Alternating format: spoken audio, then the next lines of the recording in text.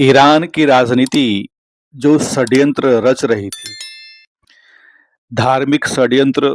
Iran में शिया मुसलमान ज़्यादा हैं, तो शिया मुसलमान को भी परेशान कर रही थी। दौड़ा-दौड़ा कर अच्छे-अच्छे लोगों को जो कुछ बढ़िया क्रांति करना चाहते देश में, ऐसे लोगों को मारने की, जेल में डालने की, परेशान करने की, ऐसे महिलाओं को, ऐसे बच्चे को भी, ऐसे वृद्ध को भी कितने को गोलियाँ मार दी, कितने को जेल में बंद कर दिया, कितने को बहुत सारी परेशानियों का सबब दिया।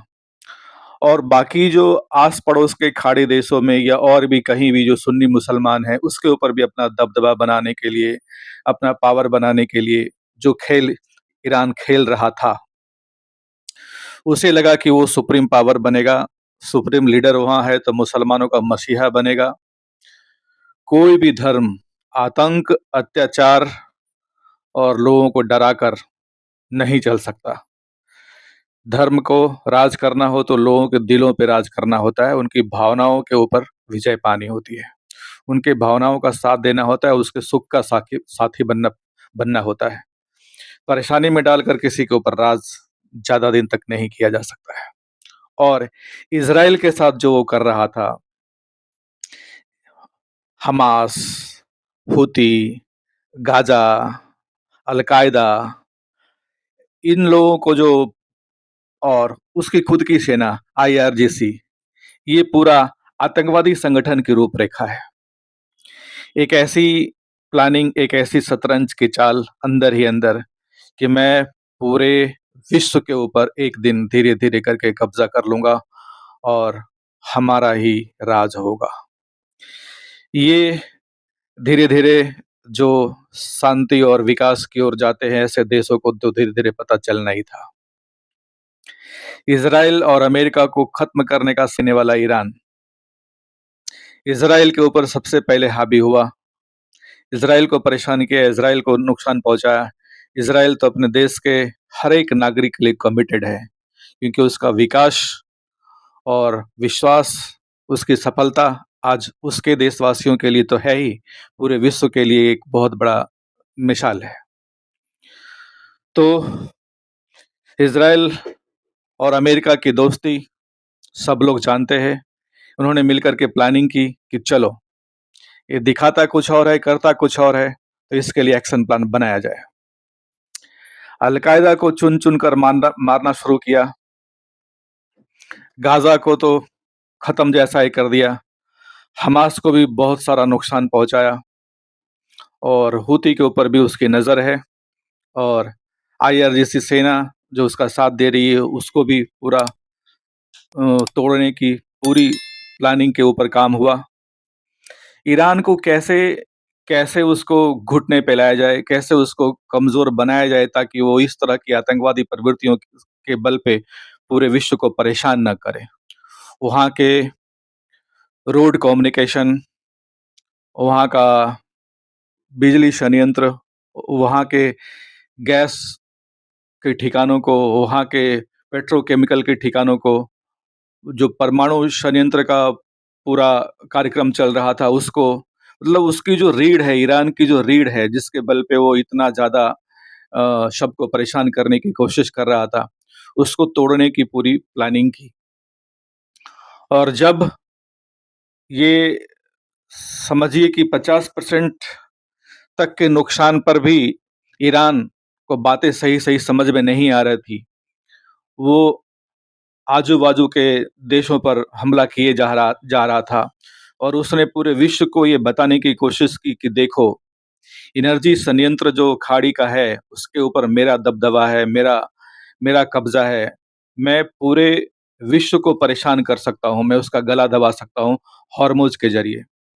और जितने भी कुवैत, इराक, जितने भी ऐसे देश हैं, यूएई, यहाँ तक कि दुबई जैसे इंटरनेशनल जगह पर, उसने ये आतंक फैलाकर, ये हमले कर कर ऐसा दिखा दिया कि मैं सबको परेशान करता हूँ, सबको मैं सबकी गला में दबा सकता हूँ। तो इतना सब होने के बावजूद जब अमेरिका ने डेडलाइन दी, 4 घंटे में पूरा ईरान खत्म कर दूंगा, नक्शे से मिटा दूंगा, पाषाण युग में पहुंचा दूंगा। तब वहाँ की जो राजनीति है, वहाँ की जो धार्मिक कट्टरता वाली जो पार्टी है, उन सब लोगों ने विचार किया कि ये तो अमेरिका करके दिखा सकता है। तो सोचिए वहाँ की हालात ऐसी हो गई कि वहाँ की सरकार ने सबसे अपील किया, सारी जनता से अपील किया, और उसमें ऐसे जनता भी शामिल थे जिसको दौड़ा-दौड़ा कर मारा, जिसको गोलियों से भून दिया, जिसको जेल में डाल दिया। ऐसी जनता को, महिलाओं को, बच्चे को, बूढ़े-बुजुर्ग को, सभी को कहा कि जितने भी हमारे अब बचे हुए हैं, गैस के भंडार, तेल के भंडार, बिजली संयंत्र, अ, जो कुछ ब्रिज बचे हुए हैं, ठीक है? जो भी देश की जान है, उन सब के ऊपर जाइए, वहाँ लेट जाइए, सो जाइए, अपने आप को बलिदान कर दीजिए, ताकि ताकि अमेरिका को ऐसा लगे कि कम से कम मानवता बचा ली जाए। उसके ऊपर पूरे विश्व को प्रेशर पड़े, पूरे विश्व को दिखाने की कोशिश की कि पूरी जनता हमारी रोड पे है। तो सोचिए कि किस हद तक वो नीचे गिर गया और किस हद तक उसको झुकना पड़ा, ठीक है? क्योंकि पता है, पूरे विश्व को भी पता है और ईरान को भी ये पता चल गया कि 4 घंटे में सच में हमारा वजूद खत्म हो सकता है। तो दोस्तों, ये ऐसा राजनीति देश में लाना ही क्यों? ऐसे लोगों को देश पर हावी होने देना ही क्यों, जो पूरे देश के लिए खतरा बन सकता है? कोई भी देश आतंकवादी मानसिकता, देशवासियों की खुशियों का ध्यान न रखने वाला, ज़्यादा दिन तक नहीं चल सकता। अमेरिका को ये दिखाना था कि चलो, ईरान को कमज़ोर कर दिया, पूरा ख़त्म नहीं किया, और वहाँ के वहाँ का जितना भी नुकसान हुआ है, उसको फिर से डेवलप करने के लिए, विकसित करने के लिए अमेरिका की कंपनी ही आएगी। अमेरिका अपना बिज़नेस हमेशा देखता है।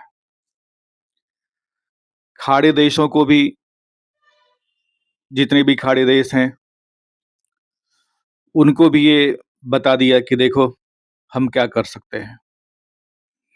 क्योंकि अगर ईरान को पूरी तरह से ख़त्म कर दिया, तो खाड़ी देश भी पावरफुल हो सकते हैं कल के दिन, और वो भी अमेरिका को आके दिखा सकते हैं। तो खाड़ी देशों के ऊपर भी दबदबा बना रहा। अब इज़राइल का भी साथ दे दिया और पूरा ख़त्म नहीं किया, ताकि इज़राइल को भी ऐसा नहीं लगे मैं ही बहुत बड़ा पावरफुल हो गया और कल के दिन इज़राइल भी अमेरिका की साझेदारी, अमेरिका का सहयोग की आशा न रखे। तो ये पूरी रणनीति जो अमेरिका की है, एक सुप्रीम बॉस की है, दुश्मनों को सावधान करना, कमज़ोर करना और अपना वर्चस्व कायम करना। ये उसकी राजनीति है। इसकी वजह से आज वो सुप्रीम पावर बना हुआ है, बरसों से। और लेकिन ये पूरे विश्व के लिए एक बहुत अच्छा मैसेज है कि चलो, कोई तो आगे बढ़कर ऐसी चीज़ों को कंट्रोल करता है। नहीं तो मैक्सिमम देश अपना-अपना, अपनी डपली, अपना राग लेकर चलते रहते हैं, अपना-अपना देखते रहते हैं। तो कल के दिन ऐसे जो पूरे विश्व के लिए खतरा बनता है, उसको कंट्रोल करने वाला कौन? जनता, कोई भी पब्लिक, कोई भी धर्म के लोग, कोई भी जाति के लोग, कोई भी समाज के लोग गलत नहीं होते। उनका नेतृत्व करने वाला जो नेता होता है, जो अपने आप को नेता मानता है, धर्मगुरु मानता है, वो गलत होते हैं। चंद लोग अपने स्वार्थ की वजह से, अपना दबदबा बनाने की के कारण लोगों को गुमराह करते हैं और धीरे-धीरे पहले अपने परिवार से शुरुआत करते हैं, समाज से शुरुआत करते हैं, राज्य से शुरुआत करते हैं, पूरे देश पर छा जाते हैं। तो ऐसी मानसिकता का दमन करना बहुत ज़रूरी है। ईरान बुरी तरह से हार गया है, टूट गया है, बर्बाद हो गया है, लेकिन पूरी तरह से ख़त्म कर देने के लिए, मिटाने के लिए जो बात थी, उसके डर से जो उसने सरेंडर किया है, पाकिस्तान की और ऐसे कई देशों की मध्यस्थता ली है उसने, और अंदर ही अंदर का कहूँ तो उसने जो माफ़ी माँगी है, उसने जो अमेरिका के सामने, इज़राइल के सामने गिड़गिड़ाया है, उसकी वजह से ये सीज़ फायर की बात हुई, समझौता हुई। लेकिन जो उनका अभियान है, इज़राइल का जो अभियान है अ, अल-कायदा के ऊपर, वो चालू ही रहेगा। उनकी गलत नीतियों पर, उनके जो भी आतंकवादी संगठन को तोड़ने पर, उनके परमाणु कार्यक्रम पर, उनके और भी जो गलत नीतियाँ हैं, उसके ऊपर जो अंकुश लगाने के लिए युद्ध है, वो चलता ही रहेगा और उनको उनकी औकात में ही रखा जाएगा। हाँ, कोई देश तभी आपको नहीं परेशान करता, जब आप पूरे विश्व के मापदंडों पे जो बोलते हैं, वो अंदर भी होना चाहिए। आज के डेट में कुछ भी छुपा हुआ नहीं है। सारे देश की खुफिया एजेंसियाँ हर देश के कोने-कोने, चप्पे-चप्पे में फैली होती हैं। तो आज के डेट में इसको आप अंदर क्या कर रहे हैं, इसको बाहर लाना कोई बड़ी बात नहीं है। जब इतने बड़े-बड़े नेता, इतने बड़े-बड़े खुफिया इंटेलिजेंट के लोग, इतने बड़े-बड़े सेना के जवानों को जब एक झटके में ईरान में मार दिया गया, उसके ही देश में मार दिया गया, और अमेरिका का वो कारनामा जो अपने पायलट को एयरलिफ्ट किया, इसने देश को एक मैसेज किया कि देखो, हम अपने एक पायलट को बचाने के लिए क्या कर सकते हैं। इसने एक मिसाल बना दिया। तो ये सभी अ, राज जानना आम लोगों को ज़रूरी है, वरना लोगों को लगता है कि चलो, आतंकवाद जीत गया, गलत नीतियाँ कामयाब हो गई। लेकिन उसके सच में गहराई में जब आप जाएँगे, तो उसका रहस्य पता चलेगा। बाहर कुछ और चलता है 90%, अंदर का 100% कुछ और ही होता है। 10% जो सच्चाई होती है, वही 100% होती है। लेकिन आम पब्लिक को ज़्यादातर मीडिया पर बहुत कम लोग लेकर के आते हैं। तो मेरी ये कोशिश है, ईरान की जो क्रूर मानसिकता है, वो कंट्रोल में आ जाए।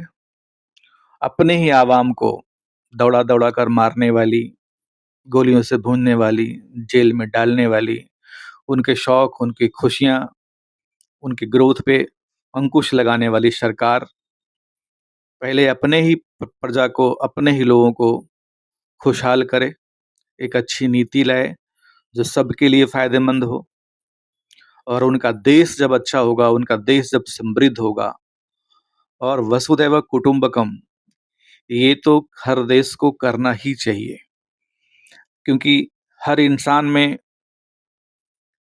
कोई अंतर नहीं है। इंसान इंसान ही होता है, कोई अपना कोई पराया नहीं। तो आपका देश जब सही रहेगा, तो पड़ोसी देश भी सही रहेगा, वो भी खुशहाल रहेगा, और ये मैसेज पूरे विश्व में जाएगा। तो मेरी इस ईरान युद्ध के ऊपर, युद्ध विराम के ऊपर यही मैसेज है कि कोई भी देश इस तरह की घटनाओं को अंजाम ना दें। युद्ध से, प्रॉक्सी वार से, आतंकवादी संगठन से, गलत नीतियों से कभी वहाँ के लोगों का, देश का कल्याण नहीं हो सकता। तो अगर आप दिखावे की बात करेंगे, तो सामने वाला भी दिखावे की ही बात करेगा। आप सच्चाई पे आएँगे, तो सामने वाला भी सच्चाई पे आने पे मजबूर हो जाएगा।